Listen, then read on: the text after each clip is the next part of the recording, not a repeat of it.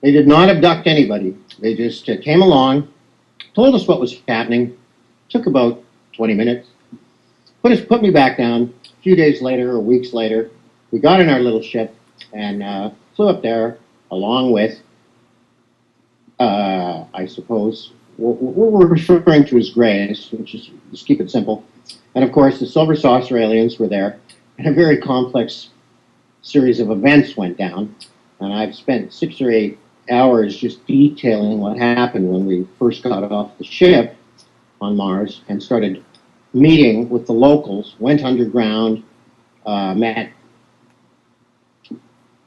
I guess you'd say, the main older insect life forms there, had tour of Mars, and a whole bunch of stuff happened. Too much to go into now. Links up directly to Captain Cramer's testimony. It's just the other part of the planet. He was in the hot spot up north there, a very controlled, smaller area. But this was years before that in the civilized areas of Mars. So I pretty much understand what's gone on up there with the war games that they play, but we were not involved in anything like that. This was 100% civilized, highly intelligent, fascinating, amazing meeting of different races. Okay, and have you been in touch with Randy Cramer about your testimony?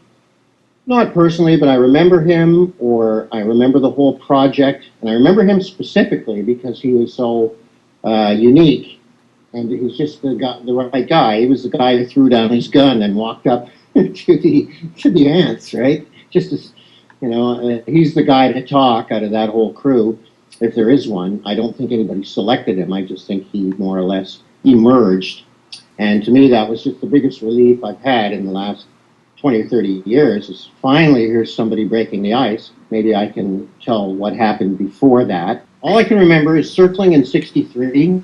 We went around that planet, I don't know, 10,000 miles an hour. Didn't seem that big. But that's probably because we circled it so fast. And our eyes just bugged out. We took a little bit of film. They were waving at us, It just happened like a dream. Came back, debriefed, more or less forgot about it, and I could talk endlessly about the REM and getting, but that's a whole separate subject. The only other time I was up there for anything important was in the 70s, and that was what you could call Liberation Day on Mars, where they were finally freed after, tens of thousands of years from the domination of the huge, horrifically psionically powerful Silver Saucer trisexual Silver Saucer aliens, which are not Pleiades, and we should find a better name for them. So in 73, or whenever it was, 75, whenever it was, I don't even know. We got out of that ship on the edge of a crater that was designated for us to land there. And just going step by step, I have a picture of this crater very clear. You can see every step, and I will have that video up of what I'm describing. Okay, the shock and the awe are two different things when you get off on an alien planet like that. If it was just barren rock and sand, well, it would be, no big deal. But we got off the ship. I believe a human being said, go through that tunnel over there. And we said, okay, we're not supposed to go out of sight of the ship, which was up taking pictures. But we walked through a tunnel, or we were headed for this tunnel. Well, as we approached that tunnel, we went up a little flight of stairs that were carved into the natural landscape, as everything is in Mars. They don't build structures, they build into the landscape. Very artistic, very unique looking, every step carved. And I remember going up those steps and I just looked at the steps because they were so amazing. It's just like, gee, this is really, amazing. Then I looked up at a scene that virtually had me saying, this must be a dream, to myself and pinching myself, because it was more or less the entrance to this tunnel that was going to take us into the crater where the meeting was scheduled. And it was beyond spectacular. It was like the ancient Earth, carved heads of monkeys the size of 10 feet tall, and dragons and lizards and vines and jungle. It was all beautiful. It was all incredibly intricate. It was all you just looked at that and went, well, I'm in a bigger place than I thought I lived in here. This is stuff out of out of science fiction. It was just absolutely gorgeous and yet ancient and primitive looking and just spectacular. And the carving was so good that you thought that you were looking at real giant monkey heads and dragons and so forth. And we just looked at that for about 10 or 15 seconds with awe. Just couldn't believe it, right? How beautiful it was. Then we walked into the tunnel, and then it got, a lot more exciting once we came out the other side, because we were on the edge of a large crater. I'll just say at this point, the Martian population are well aware that they're well aware of the Earth and everything about us. But they're well aware that you cannot be exposed to the population up there. Bang. It's too much. It has to happen in stages. So we first saw a human, a strange-looking human. Then we saw some incredible ancient artifacts that suggested things like giant apes and giant lizards and giant insects. It was just carvings. Then we went to the edge of the crater, and it was a huge blast crater of over a block across. And on the other side of the crater, which went down maybe 200 feet in the middle, were various life forms. Humans, apes, monkeys, big ones, humanoids, different types, ants, giant centipedes. Now you're seeing this at a distance, and it's like never seen anything like it in your life. A couple of people just had to just sit right down, or were hyperventilating and gasping for breath, right? The rest of us just stood there like, oh boy, that's indescribable. But that's step two of exposure. They know, that if you just walked up to that right in your face, it would be too much. And in fact, the next step, we went back into a tunnel and we ran into an Easter Island humanoid, maybe 10 or 11 feet tall. Totally different species. Very dark black, very sedate, just a great, big, cool Easter Island guy with the head just like the Easter Island carvings. Okay. And he directed us to. Oh. Wait just one moment. He directed us to some holes in the layers of rock that went down through the crater. We went down through those holes, Martian elevator, if you will. It's brilliant. You can drop down 100 feet in a matter of seconds. Then we entered a large cavern, and we saw some normal humanoid ants, 4 to 5 feet tall, standing, and behind them, contained behind a huge crystal glass wall, were giant ants the size of cars, very many of them boiling away like a normal Earth anthill, okay? This is your first shock. Behind me, the 4 people behind me, one fell down and went into fetal position. Another one started getting ill. Somebody else was just gasping for breath and down on their knees, just from the shock of seeing these things 100 yards away. And then, in order to get just over that hump, a little humanoid walked out and went over and started interfacing with them. And we managed to unfreeze enough to go, oh, they're not, it's just absolutely terrifying to see the big ants if you've never seen them in reality before. And it actually knocked 2 or 3 of us right off our feet just to see them. So you have a combination of events that are awesome and ones that are shocking. And they expose you to that, in about a 15 or 20 minutes of and wow. And then you get over that and they lead you off somewhere where you don't have to look at anything like that for a while, and it's a nice cave and you can have some water and lay down if you have to recover. Okay, but you were in a cave as opposed to a building. Is that correct? Oh, this crater, it's huge, and it's made up of many layers of rock, and they're carving it. Hundreds of creatures are there carving this crater. And what they were doing on that exact day was, since it was Liberation Day, a huge day on Mars, they were carving over the image. The whole crater had been a giant spider, an ancient spider, the biggest spider ever. They were carving over it into an image of a happy monkey and happy ant and a few of the other creatures of Mars. And they're so good at carving up there. There's just nothing like it that anyone has ever seen on the Earth that good. And they were carving it over, and I there's a picture that shows it half done. Mere hours later, or certainly by the next day, it would have been finished. But we went down through the layers of rock by dropping through this series of holes. Very natural way to travel 100 feet down to the bottom of the crater. Then we entered a tunnel there and went around a spiral walkway going down and emerged in a huge cavern underneath the crater. And it's big, like an aircraft hangar or bigger. And then other tunnels went off the whole planet. The legend of the hollow earth is, in fact, referring to Mars. So it's much softer rock. The whole planet is not hollowed out. There's tunnels everywhere. And that's how it is up there. Most of the life is underground. And that's where the water is and the plants are. Okay. So now I'd like to know, when you say this is Liberation Day, what do you mean exactly? Silver saucers leaving our system. Their fun has been spoiled by the Greys and their other humanoid races that have come here and said, no, these Earth people are civilized. You've been exploiting them for thousands of years, pretty much having your way with this planet, having your way with Mars. All the damage done to the Earth, we can talk about that later. The cataclysm was caused by them. Mars was a beautiful planet, much like Earth. It died. It took a harder hit than we did after us. It was covered with beautiful shallow seas, and just was a real gem, and they nearly destroyed it too. So, okay, but you're calling... In short, our planet destroyers. All right, but you're calling them silver saucers, but the beings driving those saucers, you said, were ants. Is that correct?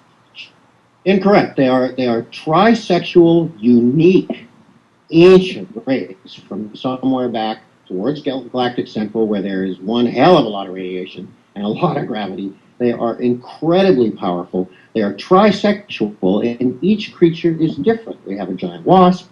What you could call a giant water bear would be the male. And the third member of the highly telepathic trisexual union is what is seen as a giant serpent. It's like a snake-like creature, 30 to 40 feet long, but they're all warm-blooded, highly, highly evolved, have a million-year history, and they were the only creatures that had a powerful flying saucer with high-powered weapons in this solar system for many thousands of years. So they owned the solar system. Okay, so made up of three types of beings. One looking like a serpent, one looking like a, what was it? A centipede? Wasp. A wasp. Wasp. That's the female. Huge, and I mean... Okay, and the third one... 10 feet. Okay, the third one... And the male, which is the largest, if you know what a water bear is one of the simplest and oldest forms of life on the Earth. Other people say it looks like a turkey, louse, or whatever, but the thing is, each creature was fairly unique. Like when you looked at the female, is that a wasp? Is that a spider? Is that a beetle? It's just a very highly evolved insect life form. Evolved to warm blood, probably before we were.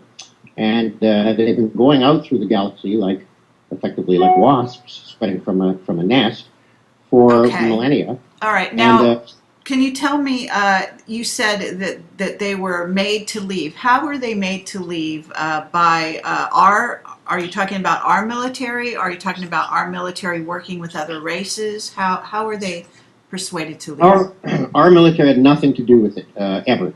The Greys came here. I hate to say Pleiadians, the saucer aliens are not something you could destroy. They are too powerful. All you can do is spoil their fun. They are highly intelligent, estimated IQ at 500, psionic power far beyond any of the other insect races. They can control the ants and the centipedes and anything else, any insect life form, absolutely and utterly, and did so on the Earth and on Mars and in the solar system. So the Greys, so to speak, or this whatever, how many different humanoid types there were, could not destroy them, but they could sure spoil their fun, and make it just, no, you can't be on the Earth anymore. We can fly around with you. We can stop you from doing this. We can stop you from taking human beings. And once that happened, they're no longer interested. They are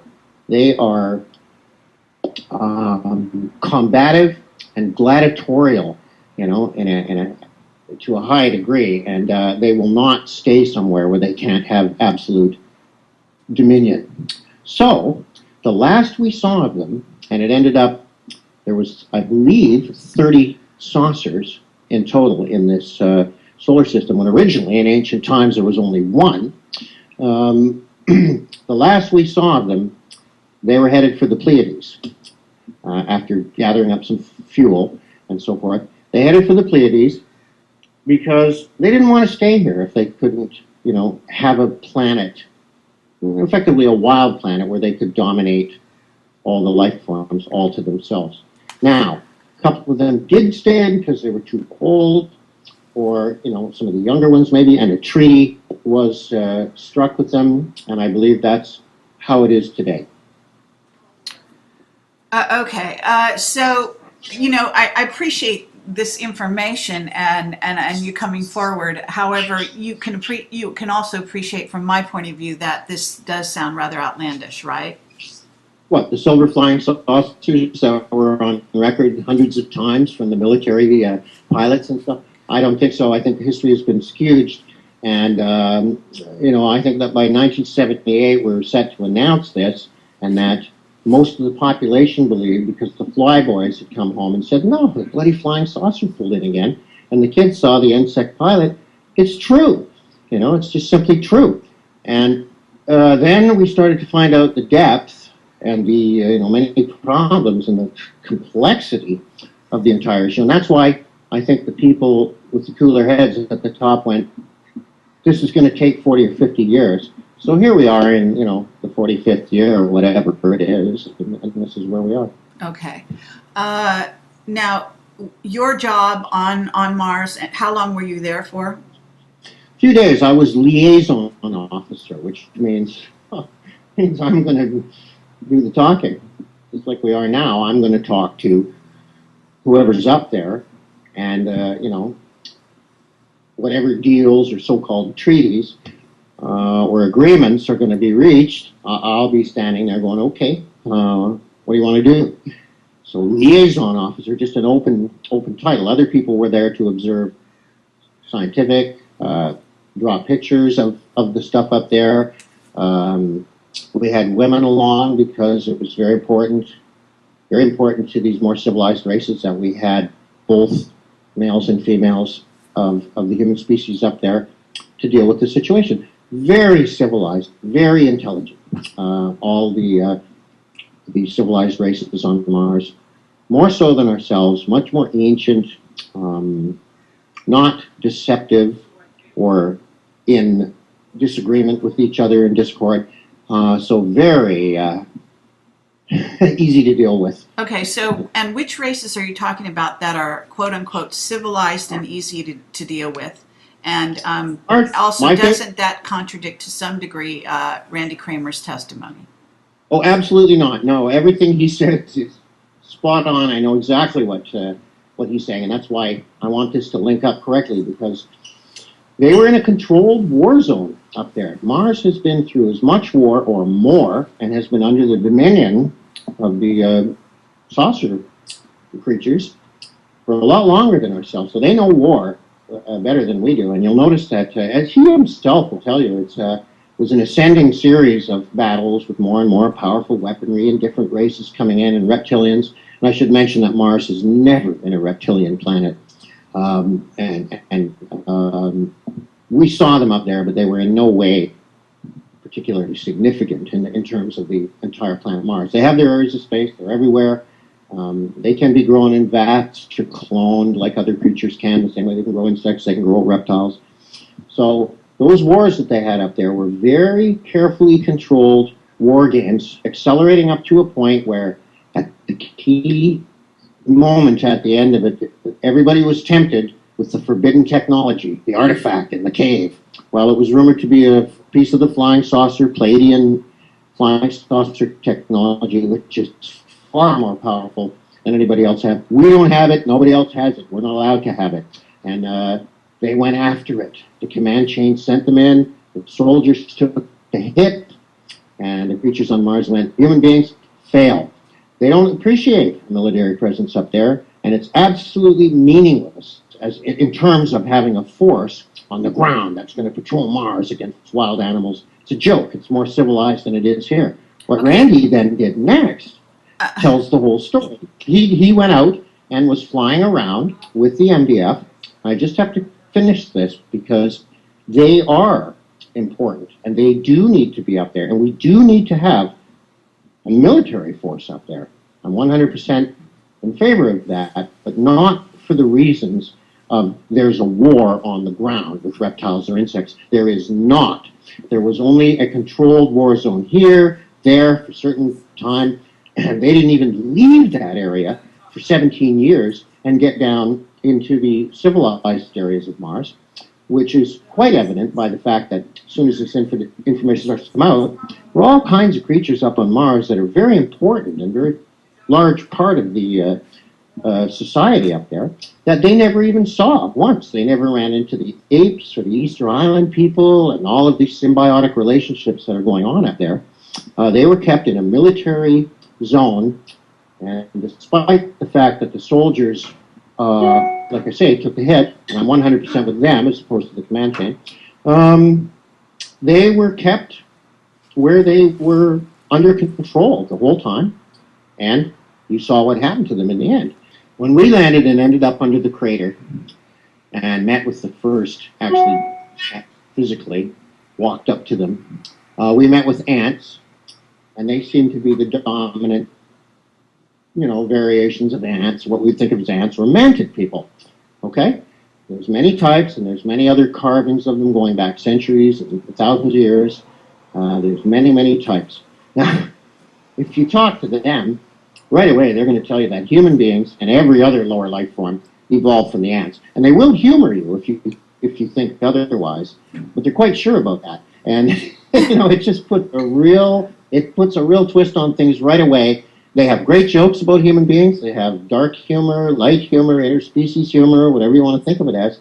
Civilized means civilized. There really are intelligent and civilized up there. There's no war. There's no turf wars or ants going to war against reptilians or anything like that on Mars anymore, despite the fact that there was thousands of years of that going on up there when the entire solar system was under control of this larger telepathic, combative, aggressive race that was, in the silver flying saucers. And I was going to do the talking, which didn't amount to, a lot.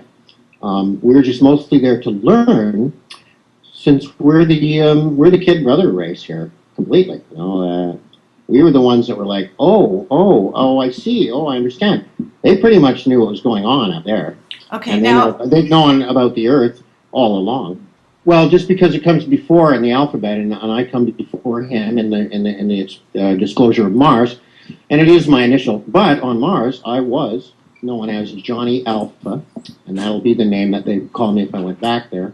And there'll be a statue up there of everybody who's ever been up there. So Johnny Alpha, because of Alpha Team, which is they were just thrilled that we were up there. They were really, really excited on Mars. It's like finally, after thousands of years, the Earth people are coming up as an organized force, right? Or not a force, but a group to meet with us, and we'll get over this thing, right? Because they saw us whip around there in 1963, and they couldn't believe that it took us over, 10 years or something to get back up there. They thought we'd be right back up to say hello, and help them out or meet with them or whatever.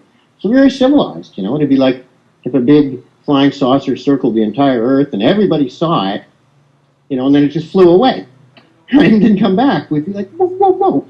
So that's how it was like up there. They were quite excited and happy. And when we got there, I'll just tell you what happened in terms of the Martian population. We got out of the ship, walked to the entranceway of the tunnel, and I later found out that within 10 minutes or 12 minutes, every creature on Mars knew that we were there. The Earth people are here.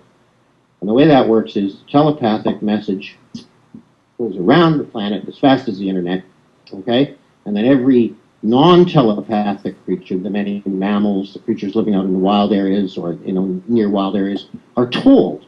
They say, oh, the Earth people are here. And literally, faster than modern Earth communications, the entire planet knew the Earth people are here. which was a rather large event.